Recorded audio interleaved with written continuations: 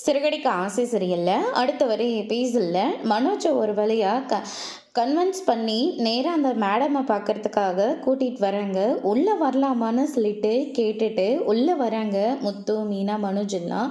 நீங்க ரோகிணியோட ஃபேமிலி தானே? சொல்லுங்க, என்ன விஷயமா நீங்க என்ன பார்க்கறதுக்காக வந்திருக்கீங்க அப்படின்னு சொல்லிட்டு கேட்கவும், ரோகிணி என்ன சொல்லியிருக்கான்னு எனக்கு தெரியல மேடம்.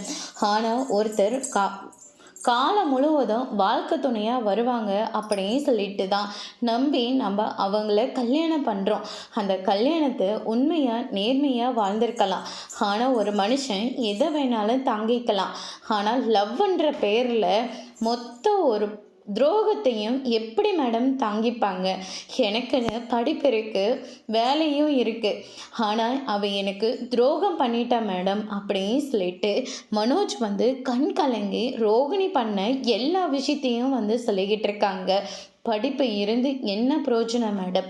ஆனால் நான் இங்கே துரோகத்தில் நான் பார்த்துட்டு வந்திருக்கேன் அப்படின்னு சொல்லிட்டு ரொம்பவே ஃபீல் பண்ணி பேசுகிறாங்க. அதோட இன்னைக்கான பிரம்ம முடிச்சிருக்காங்க. இனிமேலாச்சும் ரோகிணிக்கு சப்போர்ட் பண்ணாமல் நம்ம மனோஜ்க்கு சப்போர்ட் பண்ண போகிறாங்களா இல்லையான்றதை வரப்போகிற எபிசோடில் பார்க்கலாம். தேங்க்யூ.